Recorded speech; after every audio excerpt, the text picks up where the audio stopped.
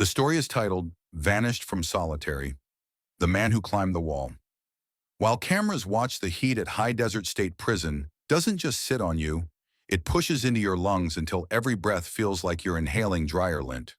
They bust us in from the county jail in the middle of July, a chain gang of 20 men shackled ankle to wrist, shuffling off the transport bus into a blinding Nevada sun. I remember looking at the perimeter fence, razor wire coiled tight like silver intestines, shimmering in the heat haze. It looked impossible. It looked like the end of the world. My name is Caleb Reed, 28 years old, male. I wasn't a gangster, and I wasn't a career criminal. I was a construction foreman who drank too much whiskey one Tuesday and got into a shoving match in a parking lot. The other guy fell backward, hit his head on a concrete parking block, and never woke up. Involuntary manslaughter. 12 years. That was the price of a bad angle and gravity. But looking at those walls, 12 years didn't feel like a sentence. It felt like a burial. Processing was a blur of gray and humiliation. You lose your name first, then your clothes, then your dignity. You stand naked on cold tile while a man in a uniform inspects you like livestock, looking for contraband in places you don't want to think about. That was where I met Officer Pritchard, 42, male. He was the intake sergeant, a man with a thick neck and eyes that looked like they'd seen everything and hated all of it. He didn't shout. He whispered, "You think you're tough because you killed a man, Reed?" Pritchard asked, tossing me a jumpsuit that smelled of industrial bleach and old sweat. "You're just meat here, and meat rots." They marched me to Unit 4. It was a chaotic cavern of steel and concrete, echoing with a constant low-frequency roar. The sound of 300 men talking, shouting, flushing toilets, and slamming dominoes. The noise never stops. It seeps into your sleep. I was assigned to cell 209 on the second tier. My cellmate was already there, lying on the bottom bunk with his hands behind his head. Leon, 52, male. He was a lifer, skin like leather, doing time for armed robbery and kidnapping back in the 90s. He didn't get up when I walked in. He just tracked me with his eyes, watching me struggle to make my bed with the thin, scratchy sheets. "Top bunk is yours," Leon said. His voice was like grinding gravel. "Don't step on my books. Don't talk to me before count. And don't ask me what I did. I don't care what you did." That first night was the longest of my life. The lights in the block never really go out. They just dim to a sickly yellow twilight. I lay on the thin mattress, staring at the ceiling, trying to ignore the smell, a mix of damp concrete, unwashed bodies, and the metallic tang of the toilet a few feet away. I could feel the panic rising in my chest, a physical weight. I gripped the edges of the bunk until my knuckles turned white, trying to slow my heart rate. I kept thinking about the world outside, the smell of rain on asphalt, the taste of cold beer, the silence of my own apartment. It was all gone. I noticed the camera immediately. It was mounted high on the wall outside the cell, a black dome in the corridor ceiling. A little red light blinked rhythmically. Blink, blink, blink. It was watching the walkway, the doors, the life inside the cage. It was supposed to make us feel safe, or maybe just controlled. I stared at it until my eyes watered.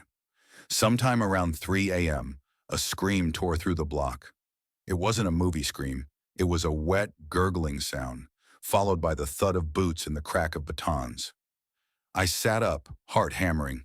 Leon didn't even flinch. He just rolled over, facing the wall. "Go back to sleep, fish," he mumbled. "Just the welcoming committee." I lay back down, but sleep didn't come. I looked at the concrete wall inches from my face. I ran my finger along a crack in the paint, tracing the jagged line. This was it. This was my life now. I felt a cold numbness spreading through me, replacing the panic. It wasn't acceptance. It was the realization that if I was going to survive this, I had to kill the part of me that was Caleb Reed, the foreman, the regular guy. That guy couldn't live here. That guy would get eaten alive. I closed my eyes and listened to the heavy, magnetic clank of the locking mechanism on the cell door. It was the sound of a coffin lid shutting. I knew then that I wouldn't last 12 years. I couldn't. The thought didn't form as a plan, not yet. It formed as a necessity. I had to get out, or I had to die trying. There was no middle ground. The red light of the camera blinked in the hallway, watching, always watching. I wondered if it would see me leave. Time acts differently inside. It's not a river, it's a dripping faucet. You don't count days, you count rotations. The shift change at 6 a.m., the metallic buzz of the chow hall doors at 7:30, the yard release at 1 hours, the count at 4 mountains. If you let yourself think about the calendar, about how many Christmases you're missing, or how old your mother is getting, you'll hang yourself with a bedsheet. So I stopped thinking about time and started thinking about structure. I was a builder before I was a convict. I knew how things were put together, which meant I knew how they could be taken apart. High Desert was built in the 90s, poured reinforced concrete, prefab steel units, high-grade electronics. On paper, it was a fortress. But every building settles.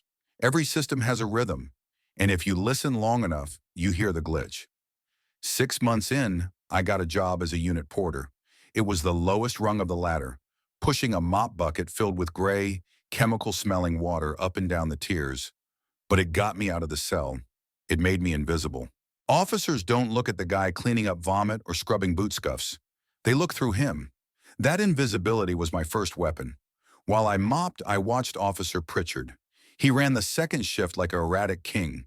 He had a favorite game he played with a new kid, Marcus, 22, male, a terrified drug runner who looked like he should still be in high school. Pritchard would drop a packet of contraband sugar or a razor blade near Marcus's bunk during a toss, then threaten to write him up for it unless Marcus barked like a dog or scrubbed the toilets with a toothbrush. It was petty, small man cruelty, but it taught me something vital. Pritchard was lazy. He relied on intimidation, not procedure. He never checked the perimeter doors himself. He just leaned on the podium and watched the monitors. That's when I really started studying the cameras. The camera outside cell 209, the one that had terrified me that first night, was a Bosch dome model. Standard institutional issue. I spent 3 weeks mopping the same spot of linoleum directly underneath it, counting under my breath. Sweep left, sweep right, center, reset. It wasn't a continuous live feed. It was on a loop. The lens panned the tier for 12 seconds, held on the stairwell for 4, and then for exactly 1.5 seconds while the mechanism reset to the left. The image on the monitor in the bubble would freeze or skip, a 1.5-second blind spot. It wasn't enough to move a body or hide a fight, but it was a crack in the glass. Back in the cell, Leon noticed the change in me. He was sitting on his bunk, reading a tattered Western, but his eyes were sharp. We had reached a sort of uncomfortable truce. He didn't threaten me, and I gave him my fruit cup on Tuesdays. "You got that look, Caleb," Leon rumbled, turning a page without looking up. "That I'm smarter than the concrete look. That look gets people hurt." "I'm just working, Leon," I said, leaning back against the cold wall. "You're counting," he countered. "I hear you breathing the numbers. You think because you built houses you know how this place works? This ain't a house. It's a stomach. It digests you." He closed the book. "Whatever you're planning, the walls are thickest where you think they're thin. You want out? The only way out of Unit 4 is the box or the morgue." The box, solitary confinement, the segregation unit. Leon didn't know it, but he had just handed me the key. I had been studying the wrong building. Unit 4 was too open, too populated. But the segregation unit? I'd seen the blueprints once, briefly on a maintenance clipboard left unattended on a cart. The seg unit was an older annex attached to the main administration block. Because it was high security, the cells were isolated, meaning thick walls but heavy centralized HVAC systems to keep the air cycling. Big ducts, industrial size. And because it was solitary, there was no foot traffic, no snitches. Just you, the guards, and the silence. I needed to see the roof line of the seg unit.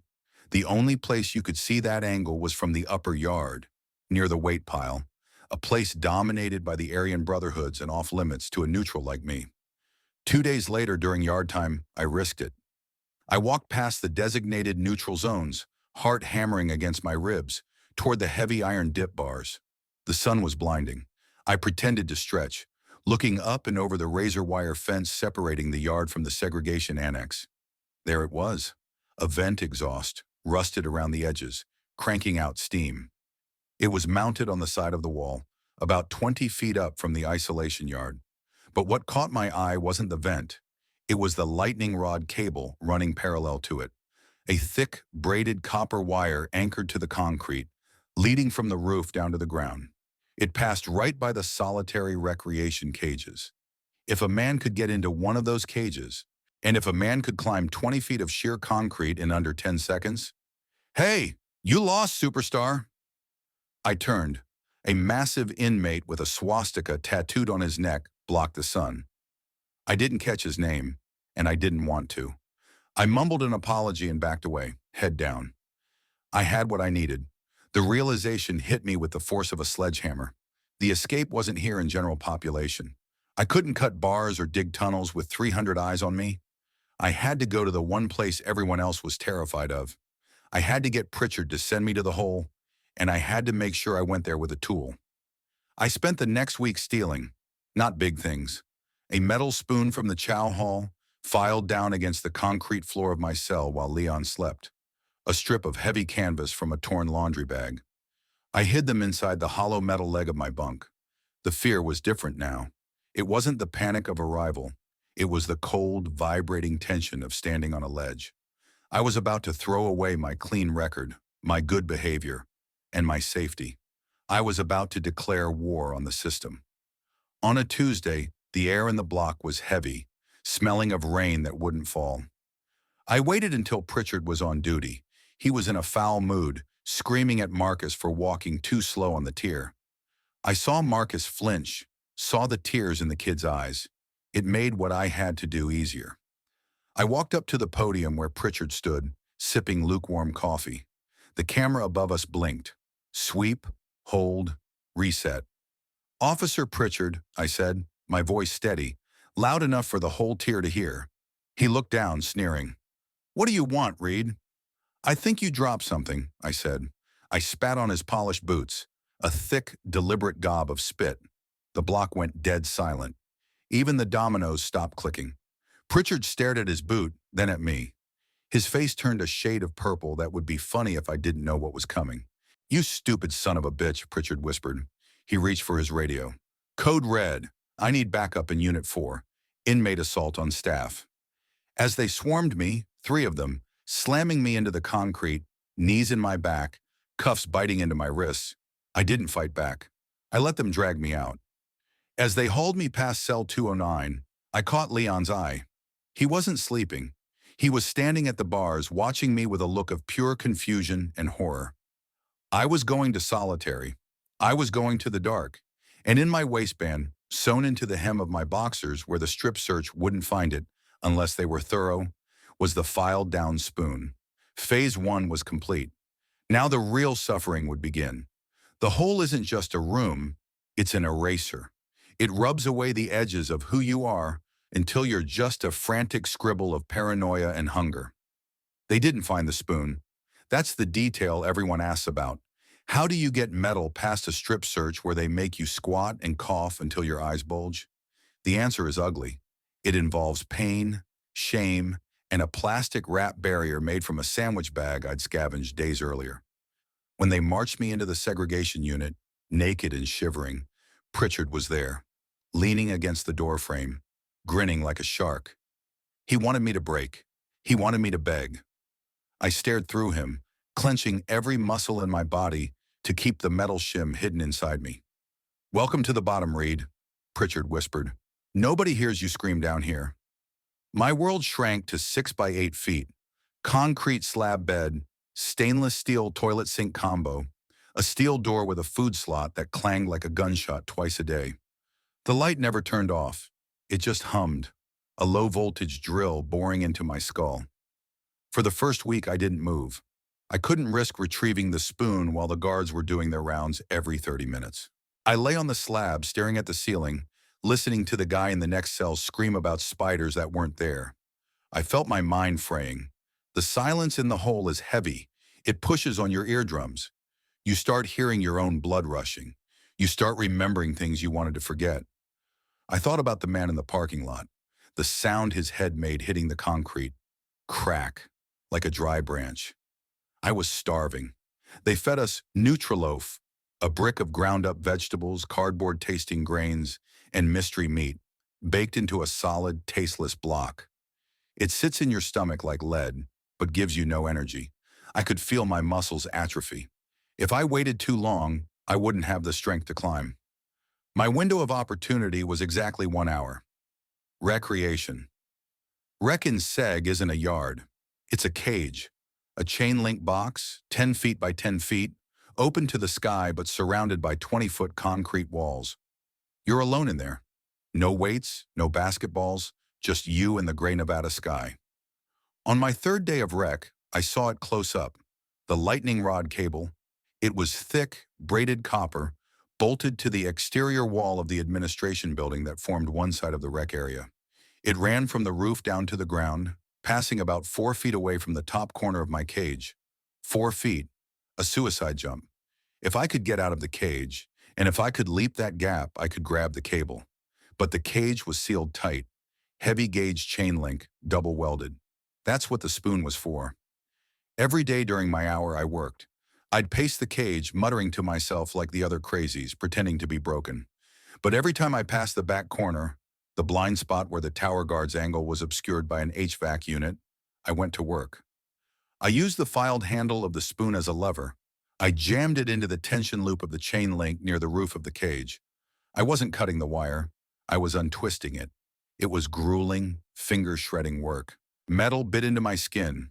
My knuckles bled, and I had to wipe the blood on my orange jumpsuit to hide it. Twist, hold, look for the guard. Twist. I made progress in millimeters. After 2 weeks, I had a flap of fencing that looked secure but was actually loose enough to push open. Then Pritchard showed up. It was day 18. I was in my cell, shivering, trying to sleep, when the food slot slid open. Pritchard's eyes appeared in the rectangle. "You look thin, Caleb," he said. He didn't call me Reed. He used my first name. That was worse. "I pulled your file. Your transfer came through. Upstate Supermax. They move you Monday." Monday. That was 3 days away. Panic is a cold spike in the gut. Supermax meant 23-hour lockdown in a cell designed to prevent exactly what I was planning. No wreck cages, no lightning rods, just buried alive until I died. I couldn't wait for the perfect moment. I couldn't wait to regain my strength. I had to go tomorrow. That night I didn't sleep. I tore my bedsheet into strips, braiding them into a short, crude rope, maybe 3 feet long. I tied it around my waist under the jumpsuit. It wasn't for climbing. It was for the razor wire at the top of the wall, if I made it that far. The next morning the sky was a bruised purple. Rain lashed against the high, narrow window of the block. Rain was bad. Rain meant slippery copper. Rain meant death. When the guard, a rookie, not Pritchard, opened my cell for rec, I walked out with my head down. My legs felt like water. The Nutriloaf had left me hollow. I stepped into the rec cage and the heavy door slammed shut behind me. Clang. The rain was coming down hard now, cold and stinging. The yard tower was a blur in the mist. That was my only luck. The guard in the tower would be huddled inside, drinking coffee, wiping condensation off the glass. I went to the back corner. I didn't pace. I didn't hesitate. I jammed my fingers into the chain link I had been untwisting. I pushed. The metal groaned, a sound that seemed deafening in the quiet yard. I pushed harder, ignoring the wire slicing into my palms. The flap opened. I scrambled up the side of the cage, feet slipping on the wet mesh. I squeezed through the hole I'd made, scraping my back raw, and pulled myself onto the top of the cage. I stood up, balancing on the thin steel frame of the enclosure. The wind hit me, wild and free. I looked at the wall. The lightning rod was 4 feet away, slick with rain, vibrating in the wind. Below was concrete. Above was the roof, and beyond that, the unknown. I took a breath. It tasted like ozone and fear. "Don't look down," I whispered to the ghost of the man I used to be. I bent my knees and I jumped. I didn't catch the wire. I collided with it. The impact knocked the wind out of me, a brutal, dull thud against my chest that felt like getting hit with a baseball bat. My arms slapped around the cold, slick copper, but the rain made it greased glass. I slid. I felt the friction burning through my jumpsuit, searing the skin on my inner thighs and palms. I dropped 5 feet, 10 feet, my boots scrambling uselessly against the wet concrete wall, before my grip finally held. I hung there 20 feet off the ground, gasping for air that felt like swallowed knives. The rain hammered down, washing the blood from my torn hands into my eyes. My shoulders screamed. The atrophy from the weeks of Neutraloaf and stillness in the hole was a lead weight dragging me down. I wanted to let go. It would be so easy to just let go, hit the concrete, and let the darkness take me. But then I thought of Pritchard. I thought of his shark-like grin and the way he'd whispered my name. If I fell, he won. I started to climb. It wasn't graceful. It was an ugly, grunting struggle. I hauled myself up inch by agonizing inch, wrapping my legs around the cable, using the friction to push while my fingers clawed for purchase on the braided metal. Every movement was a negotiation with gravity. The tower guard was a blurry shape behind the rain-streaked glass, probably pouring coffee, probably complaining about the weather. He didn't look out. Why would he? Nobody escapes from the hole. Reaching the roof lip took a lifetime. I threw an arm over the parapet, hauled my chest onto the gravel surface, and rolled over, staring up at the churning gray sky. I couldn't stand. My legs were trembling so violently they felt like they belonged to someone else. But I didn't have time. I crawled across the roof of the administration building. The ventilation units hummed like sleeping beasts. I reached the far edge, the side facing the employee parking lot. This was the terrifying part, the drop. I tied my braided bedsheet rope to a heavy iron bracket on an AC unit. It was flimsy. It was too short. It would get me maybe 12 feet down a 30-foot drop. I didn't hesitate. I couldn't. I lowered myself over the edge, the rough fabric cutting into my waist. I went down until the knot hit my hand, and then I hung there, looking at the wet asphalt below. It looked hard. It looked like broken bones. I let go. The fall was silent, but the landing was a car crash. I hit the pavement and rolled, but my right ankle buckled with a sickening snap. Pain shot up my leg, white-hot and blinding. I bit through my lip to keep from screaming, tasting copper and rain. I lay there in the shadow of a dumpster, waiting for the siren, waiting for the spotlight. Nothing. Just the hiss of the rain. I dragged myself 3 miles that night. I didn't run. I crawled, limped, and stumbled through the scrub brush and drainage ditches, keeping to the low ground. I was an animal. I drank from muddy puddles. I froze when headlights swept the highway. I didn't feel human anymore. I was just a raw nerve ending moving away from the cage. That was 4 years ago. I go by David now. I work in a lumber yard in rural Oregon, stacking timber under a gray sky that reminds me too much of Nevada. I pay cash for everything. I live in a basement apartment with one window that I keep covered with a thick blanket. People think freedom is the end of the movie. They think you climb the wall, the music swells, and you walk into the sunset. They don't tell you about the silence. I don't sleep more than 2 hours at a time. I wake up sweating, heart hammering, waiting for the clank of the locking mechanism or the scream of a man being beaten. I can't be in small rooms. I can't stand in lines at the grocery store because I can feel the people behind me, and my muscles lock up, ready to fight. I saw Pritchard once, on the news about 6 months after I ran. He wasn't fired, he was promoted. He stood there at a podium, talking about security enhancements and zero tolerance. He looked exactly the same. The system didn't change because I left. The wall didn't crumble. The machine just kept grinding, chewing up men like Leon and Marcus, digesting them while I sat in a motel room 600 miles away, shaking with a stolen bottle of whiskey. My ankle never healed right. It clicks when I walk, a constant reminder of the drop. A few of the guys at the lumber yard asked about my limp once. I told them I fell off a roof doing construction. It wasn't a lie. Sometimes late at night, when the rain hits the roof of my apartment, I feel like I'm still back there. I feel the cold concrete against my back. I see the red light of the camera blinking. Blink, blink, blink. And I wonder if I ever really got out. I climbed the wall. I beat the camera. I vanished from the solitary confinement that was supposed to break me. But I learned the truth that night, and I live with it every day. You can leave the prison, but you never really leave the cell. The camera is in your head now, and it never stops watching.